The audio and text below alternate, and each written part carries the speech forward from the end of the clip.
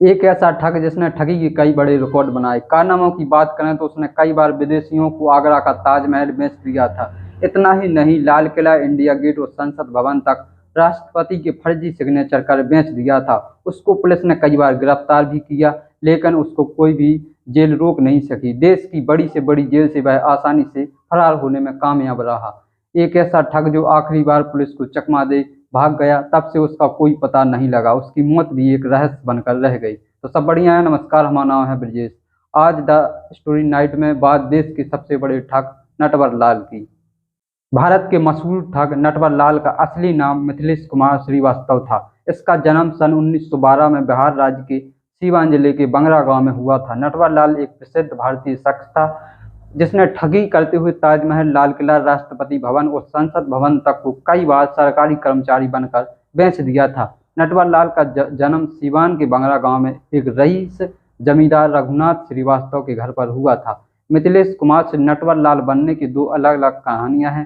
पहली कहानी के मुताबिक बिहार के सीवान जिले के बंगरा गांव का रहने वाला मिथिलेश कुमार श्रीवास्तव धनी जमींदार रघुनाथ प्रसाद का बड़ा बेटा था। मिथिलेश पढ़ने में एक औसत छात्र था।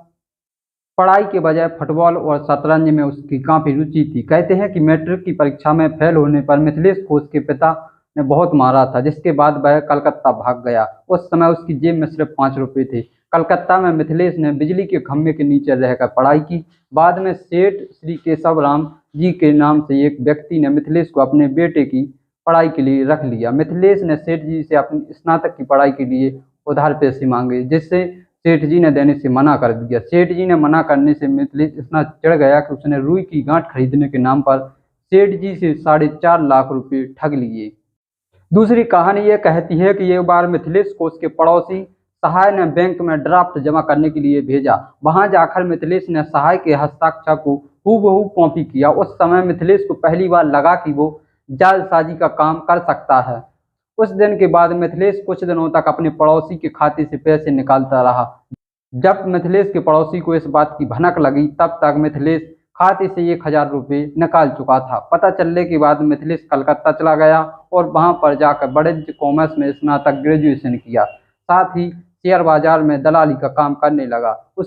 उसकी जालसाजी के किस्से कुछ इस प्रकार से हैं। उसने सैकड़ों लोगों को धोखा दिया और 50 से अधिक नामों का इस्तेमाल किया। वह हमेशा ठगी के लिए शहर बदलता रहता था। लोगों को धोखा देने के लिए उपन्यासों से पढ़कर आइडिया इस्तेमाल करता था। ठगी में नटवर लाल इतना शातिर था कि उसने 3 बार ताजमहल, 2 बार लाल किला और 1 बार राष्ट्रपति भवन और 1 बार संसद भवन तक को बेच दिया था। राष्ट्रपति राजेंद्र प्रसाद के फर्जी हस्ताक्षर करके नटवर लाल ने संसद के को बेच दिया था। जिसे समय संसद को बेचा था, उस समय सारे सांसद वहीं मौजूद थे। कहते हैं कि नटवर लाल के 52 नाम थे, उन्हीं में से एक नाम था नटवर लाल। सरकारी कर्मचारी का भेष धरकर नटवर लाल ने विदेशियों को ये सारे स्मारक बेचे थे। नटवर लाल के ऊपर एक फिल्म भी बनी है, मिस्टर नटवर लाल फिल्म, जिस फिल्म में अमिताभ बच्चन ने इसका रोल निभाया है। वह प्रसिद्ध हस्तियों के हस्ताक्षर बनाने में माहिर था। यह भी कहा जाता है कि उसने कई बड़े उद्योगपतियों को भी धोखा दिया है। वह उनसे एक बड़ी रकम यह कहकर लेता था कि वह एक सामाजिक कार्य करता है। उसने कई दुकानदारों को लाखों रुपए का चूना लगाया था। दुकानदारों से बड़ी संख्या में सामान लेकर उन्हें फर्जी और नकली चेक और ड्राफ्ट देकर भुगतान करता था। दिल्ली का कॉनॉट प्लेस सुरेंद्र शर्मा की घड़ी की दुकान थी।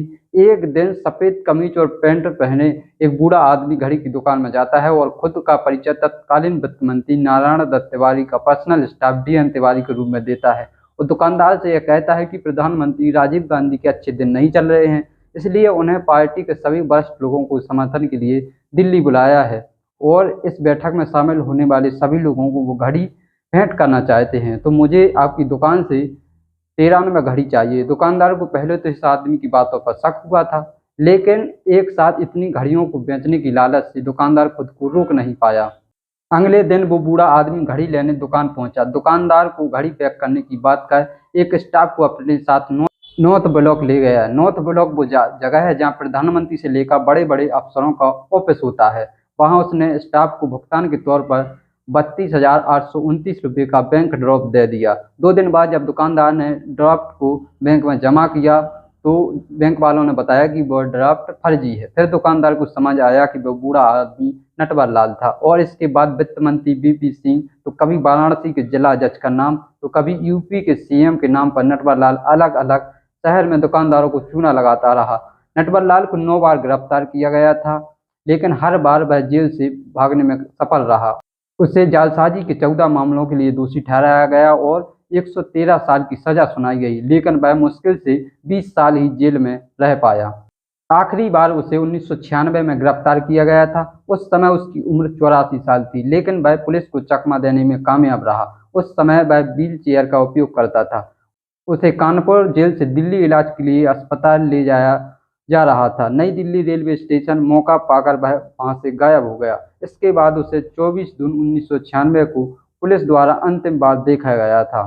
उस तारीख के बाद उसे फिर कभी नहीं देखा गया। नटवर लाल को अपने किए पर कोई शर्म नहीं थी। वह अपने आप को रॉबिन हुड मानता था। कहता था कि मैं अमीरों से लूट कर गरीबों को बांट देता हूँ। उसका कहना था कि मैंने कभी हथियार का इस्तेमाल नहीं किया, लोगों से बहाने बनाकर पैसे मांगे और लोग मुझे पैसे देकर चले गए। इसमें मेरा क्या कसूर है।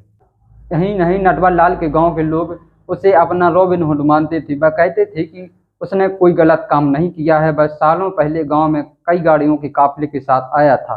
तब से लेकर अब तक उसको पूरा गांव अपना हीरो मानता था। आखिरी बार नटवर लाल बिहार के दरभंगा रेलवे स्टेशन पर देखा गया था। पुलिस में पुराने थानेदार ने, जो सिपाही के जमाने से नटवर लाल को जानता था, उसे पहचान लिया। नटवर लाल ने भी देख लिया कि उसे पहचान लिया गया है। सिपाही अपने साथियों को लेने थाने के भीतर गया और नटवर लाल गायब था। यह बात अलग है कि पास खड़ी मालगाड़ी के डिब्बे से नटवर लाल के कपड़े, उतारे हुए कपड़े मिले और गार्ड की यूनिफॉर्म गायब थी। नटवर लाल पत्रकारों के भी बहुत प्रिय थे। एक बार पत्रकारों ने जब उनसे जीवन की किसी आकस्मिक घटना के बारे में पूछा तो उन्होंने कहा कि जब मैं पटना जेल में था तो मुझे जेल के आईपीएस अधिकारियों ने कई बार क्लास लेने पड़े ठगी के विषय के ऊपर। नटवर लाल के वकील द्वारा 2009 में अदालत में यह कहते हुए अर्जी डाली गई कि नटवर लाल की मृत्यु 25 जुलाई 2009 को हो चुकी है, इसलिए उसके खिलाफ लंबित केस खारिज कर दिए जाएं। नटवर लाल के छोटे भाई गंगा प्रसाद, जो कि गोपालगंज में रहता है, उसका कहना है कि नटवर लाल का अंतिम संस्कार रांची में कर दिया गया है, परंतु आज तक इसके पुख्ता सबूत नहीं है। सरकारी दस्तावेज भी उपलब्ध नहीं है। यह इसलिए यह एक रहस्य बनकर रह गया। नटवर लाल के जीवन में 2 पत्नियां और 1 बेटी थी। आप देख रहे थे हमारा साप्ताहिक शो द स्टोरी नाइट। अगर वीडियो पसंद आया हो तो लाइक करें, चैनल को सब्सक्राइब करें। हमारा नाम है ब्रिजेश। शुक्रिया।